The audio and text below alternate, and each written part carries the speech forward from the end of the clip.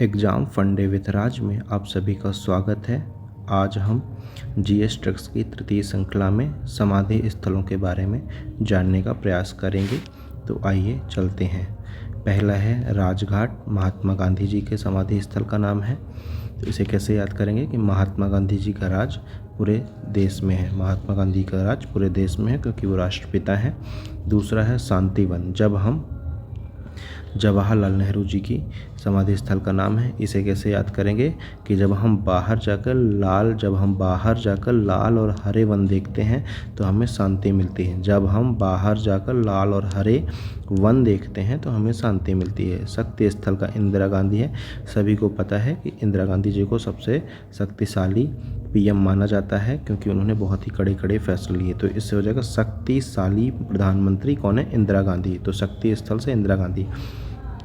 राजीव गांधी वीरभूमि, इसे कैसे याद करेंगे? तो जितने भी जीव होते हैं वो वीर होते हैं। जितने भी जीव होते हैं वो वीर होते हैं। सभी अपने अपने कार्य क्षेत्र में अत्यधिक वीर और कुशल होते हैं। फिर आते हैं विजय घाट, लाल बहादुर शास्त्री। तो इन्हें कैसे याद करेंगे? इनकी ट्रिक है कि जिस माँ का लाल बहादुर होगा उसे विजय प्राप्त करना स्वाभाविक है। वह विजय प्राप्त करेगा ही करेगा। इसके बाद आते हैं किसान घाट, चौधरी चरण सिंह। इन्हें कैसे याद करेंगे? तो ये देखिए किसान और चरण, हम देखते हैं कि किसान कृषि करते करते उनके चरणों में बेवाइयाँ फूट जाती हैं। तो इसे याद करेंगे किसान के चरणों में बेवाइयाँ फूट जाती हैं। फिर आता है अभय घाट, मोरारजी देसाई। इसे याद करेंगे कि मोर, इसका ट्रिक्स का नाम है मोर। कैसे देखेंगे कि मोरारजी देसाई, जो मोर होता है वो सर्प को भी काट के फेंक देता है, अतः वो अभय होता है, मतलब उसे बिना किसी का भय नहीं होता है। तो मोर को किसी चीज़ का भय नहीं होता है। इससे याद हो जाएगा कि अभय घाट मोरारजी देसाई। अब महाप्रयाण घाट, राजेंद्र प्रसाद। आप देखेंगे कि रोज राजा इंद्र की जब मृत्यु होगी तो उसे महाप्रयाण बोलते हैं। जैसे राजा जब बोलते हैं तो अरे महाप्रयाण हो गया, मतलब किसी बहुत बड़े आदमी की मृत्यु हुई तो उसे महाप्रयाण बोला जाता है। ठीक है। इसी तरह आता है नारायण घाट, गुलजारी लाल नंदा। इन्हें कैसे याद करेंगे? ऐसा देखेंगे कि गुलजारी लाल नंदा, जो लोग वृद्ध होते हैं, जो बुजुर्ग वृद्ध होते हैं, वो क्या करते हैं? नारायण करके अपनी सारी रात गुजार देते हैं। सारी रात गुलजारी का गुजारी देते हैं, है ना। ऐसे याद हो जाएगा नारायण घाट। इसके बाद आता है समता स्थल, जगजीवन राम।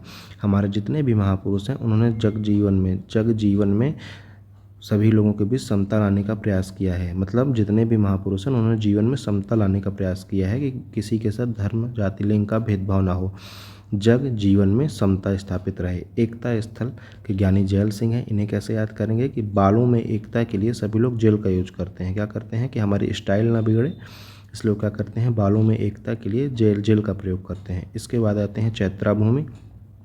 इसकी आप लोग मुझे ट्रिक बताइए, अन्यथा फिर मैं आगे बताऊंगा। चैत्रा भूमि को डॉक्टर बाबा साहब अम्बेडकर जी का समाधि स्थल माना जाता है। इसके बाद आता है उदय भूमि, के आर नारायण उदय भूमि। इसको कैसे याद करेंगे कि जिस प्रकार हमने गुलजारी लाल नंदा जी का देखा है उसी तरह इसमें करेंगे कि जब सूर्य उदय होता है तो सभी लोग नारायण भगवान विष्णु को याद करके ऊपर उठते हैं, है ना। उदय भूमि हो जाएगा के आर नारायण।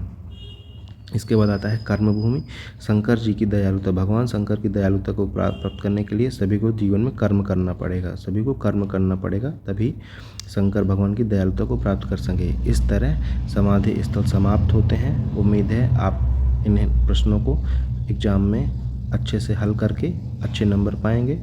धन्यवाद। अगर आपको ट्रिक आगे चाहिए और निरंतर हम प्रयास भी करेंगे, इसके लिए आपको एक काम करना होगा, चैनल को लाइक करना होगा, सब्सक्राइब करना होगा और शेयर करना होगा। अब हम रोज़ ही एक ट्रिक के साथ आपके सामने उपस्थित होंगे। धन्यवाद।